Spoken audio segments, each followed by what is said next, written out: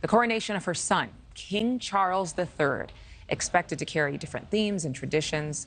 It happens next Saturday, a week from tomorrow. Joining me right now to talk more about this, correspondent for DailyMail.com's Royal Channel, Charlie Lankston. Charlie, good to see you again. I know we have a lot to dive in here. I was hoping to actually go to the coronation as it's my birthday. But it's also little Archie's birthday, so I guess we'll both be celebrating abroad, away from London. King Charles' popularity has had its share of ups and downs, but would you say that he's actually on an upswing now that his mother has passed? Absolutely. And I think that Charles has demonstrated that he wants to take a lot of what made his mother such a wonderful monarch and bring that into his own reign. From the very hours after Queen Elizabeth passed away, Charles immediately demonstrated that he was willing to be more open, more honest, to share more personal feelings with the British public. And I think that that has very much endeared people towards him. He had a reputation for being cold, a bit stuffy, a bit uppity, but he really has done a lot to turn that image around. And I think it's absolutely working.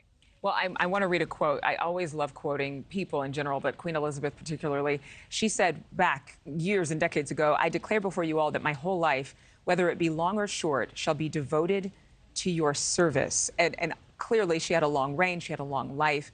But for King Charles, he has not particularly been someone who people associate with service, especially after everything that happened with Diana.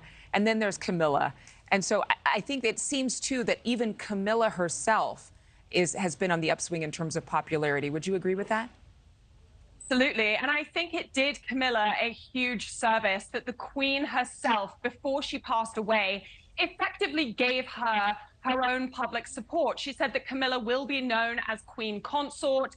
She said that Camilla has been a wonderful pillar of support to Charles throughout their marriage. And I think that that did a huge amount for Camilla's reputation as far as the public is concerned. It's also been really wonderful to see Camilla really holding her own. You know, she's hosted events, she's been by Charles's side, and she really hasn't put a foot wrong ever since Charles ascended to the throne. You know, it's nice to see that it was like Queen Elizabeth in her passing wanted to make sure everyone knew that all was forgiven and that this was going to be a clean slate. But is the same going to hold true for Prince Harry? You know, I really don't think that that will hold true as far as the coronation is concerned. I don't think that anyone should see Harry's attendance at the coronation as a kind of forgive and forget everything moment. It is wonderful that he's attending and that he is showing that support to his father. However, from what we understand, it's going to be a very brief appearance. This is not going to be a trip when he tries to mend bridges. All he is doing is simply showing face, effectively going through the motions in order to maintain the very few ties that remain with his family. And because he knows that if he was not there, the criticism against him would be insurmountable. Yeah, I read in your Daily Mail reporting that Prince Harry will sit 10 rows back from other royals at his father's coronation. Let's remind everybody, this is his dad. He just happens to be the king. Really quickly, we're running out of time, but has King Charles been snubbed at all? I mean, because there are going to be fewer people in attendance. We know Elton John was asked to perform. He's not coming. The President of the United States, who attended the Queen's funeral, is not attending the coronation. Or is this more seen as a slimmed-down version of, you know, less pomp and circumstance for the sake of the people?